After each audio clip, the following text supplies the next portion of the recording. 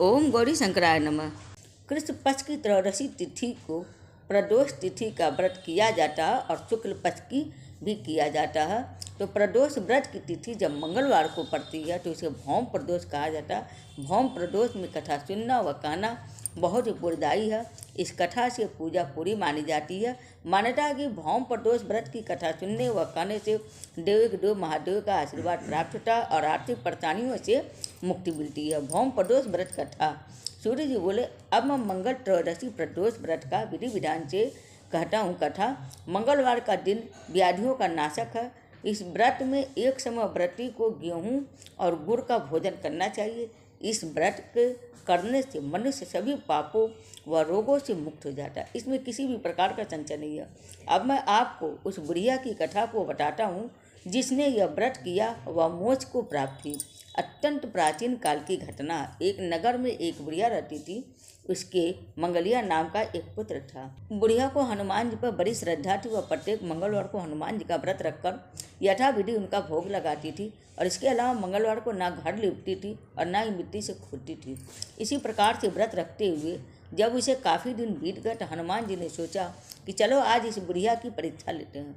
वे साधु का वेश बनाकर उसके द्वार पर आ पहुँचे और पुकारा, है कोई हनुमान भक्त जो हमारी इच्छा पूरी करे। बुढ़िया ने यह पुकार सुनी तो बाहर आई और महाराज क्या आज्ञा। साधु वेशधारी हनुमान जी से बोली। साधु वेशधारी हनुमान जी बोले, मैं बहुत भूखा हूँ, भोजन करूँगा, तो थोड़ी सी जमीन लीप दे। बुढ़िया बड़ी दुविधा में पड़ गई। अंत में हाथ जोड़कर प्रार्थना की, है महाराज, लेपने और मिट्टी खोदने के अतिरिक्त जो काम आप कहेंगे मैं वह करने को तैयार हूँ। साधु ने 3 बार परीक्षा करने के बाद कहा, तू अपने बेटे को बुला, मैं उसे औंधा लिटाकर उसकी पीठ पर आग जलाकर भोजन बनाऊंगा। बुढ़िया ने सुना तो पैरों तले की धरती खिसक गई, मगर वह वचन हार चुकी थी। उसने मंगलिया को पुकार कर साधु महाराज के हवाले कर दिया, मगर साधु ऐसे ही मानने वाले नहीं थे। उन्होंने बुढ़िया के हाथों से ही मंगलिया को औंधा लिटाकर उसकी पीठ पर आग जलवाई। अंदर साधु ने बुढ़िया को बुलाकर कहा कि वह मंगलिया को पुकारे ताकि वह भी भोजन आकर कर ले। बुढ़िया आंखों में आंसू भर के कहने लगी, अब उसका नाम लेकर मेरे हृदय को और न दुखाओ। लेकिन साधु महाराज ना माने। बुढ़िया को भोजन के लिए मंगलिया को पुकारना पड़ा। पुकारने की देर थी कि मंगलिया बाहर से हंसता हुआ घर में दौड़ा आया। मंगलिया को जीता जागता देखकर बुढ़िया खुश हुई और आश्चर्य हुई।